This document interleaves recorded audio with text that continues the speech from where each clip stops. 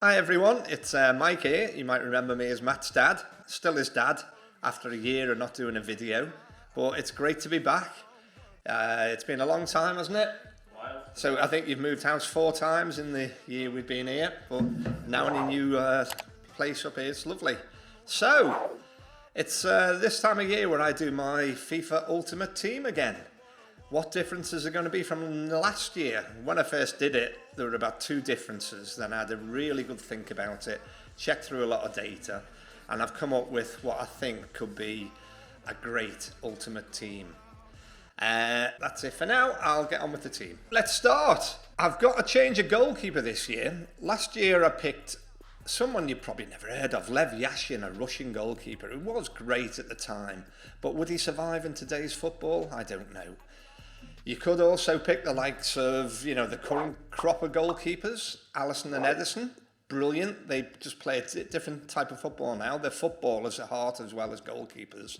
But I'm going to go for someone who, well, there was another goalkeeper I went for, wasn't it? Dino Zoff, but he's not in your, whatever you call it, Ultimate Team.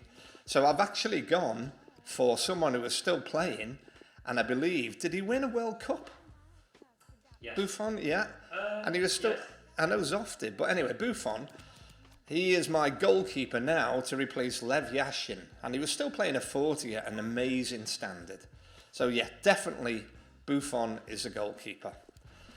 At right back, although it comes up as Capita here, it's Carlos Alberto.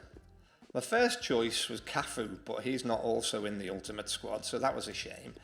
I think CAFU's got the all-time number of Brazilian caps, hasn't he? He's got something like 143 caps, but Carlos Alberto is not a bad replacement. If anyone's ever seen his goal in the 1970 World Cup final, you'll never forget it. He was a brilliant overlapping fullback, one of the first to do that. In those days it used to be they just were defenders, but he brought the game out. He was absolutely superb and was part of that Brazil squad, which people still say is probably the best team of all time. Moving on to central defenders. Now here's one that may upset a lot of you. Last year, I don't know why I went for him, Puyol, I can't even pronounce him. I always get one mispronunciation every year. But I've decided to drop him, and it's now coming from one of the current crop of my favourite footballers. And you might think I'm slightly biased, but I'm going to go for Van Dijk. What I've seen of him so far, you talk about Beckenbauer, you talk about Bobby Moore. Yes, they were fantastic. Yes, they never had to do slide tackles because they always read the game brilliantly. But Van Dijk's got all that, but he's also got an attacking threat as well. And I don't think I've seen him lose many balls in the air. Now, Bobby Moore wasn't the greatest in the air, neither was Beckenbauer. So I think Van Dijk's got that over them. So I know that'll cause a lot of outrage, but I'm going to go for Van Dijk. Next to him, same as last year. I can't think of anyone better, really. His record speaks for itself. He's won everything in the game, from Champions League finals to World Cups. Real Madrid, Ramos. Even though we dislike him intensely for what he did to Salah in the Champions League final, and you've met him, haven't you? Yep. Yeah, nice enough guy in the flesh, but you need someone like that on a football field. Him and Van Dijk bossing the game at the back, what a central partnership that would be. Okay, moving on to left back. Now, this might cause a few arguments, but I had him in my team last year as well, because I still look at him towards the end of his career. I'm sure he moved to left back. And to fit him in the team, I put him at left back, but it's Maldini. You may think he's more of a central defender, but as a left back, I think he'd be brilliant here. Left-footed, he was great going forward as well, but he read the game once again like Ramos and Van Dijk. So that's my defence. Yeah, quite a change from previous years. Not many changes coming up for the next 6 players. And I'm going for a midfield of 4. Starting on the right, I can't drop him. He's probably my favourite all-time player. And it's Messi. How can you not pick him? So apologies, he's in my ultimate team every year. But what can you do? He's just too good. Had to have him on the right, breaking in once again now as he plays for Barcelona. Okay, he's not done it for Argentina, but what a player. He's got to be in there. Next to him, now this is probably the most controversial. I've used that word a lot, haven't I? Most controversial of all my picks, and it's my second favourite player of all time because he's little like me. He played the game like I used to, looking for the slotted passes, but the way he can control the midfield, it's Iniesta. Him and Messi playing on the right-hand side of that midfield, the way they play together, the chemistry they've got. Iniesta's still playing in Japan, I believe, isn't he, Matt? Yeah. So, and he's still doing very well out there. He must be, what, 34, 35 now? There we, oh, you've got it up on the right-hand side. And he's only same height as me as well, 5'7". Yeah, thank you. Yeah. I wouldn't go as far as tiny, but yeah, he's quite small. But yeah, what a player he was at Barcelona. Oh, right, okay, yeah. But absolutely brilliant. So him slotting it through, bringing it out from the back, he can take any pass, no matter how many players he's got on him, and still make space to lay the ball off. I could see him slotting balls through to the front two that I've picked. Just brilliant. So again in central midfield, and this is the one defensive midfielder I've got with my attacking strengths. And it's the same as last year, no apologies for that, because I've had a really good look through, and I don't think anyone touches this fella.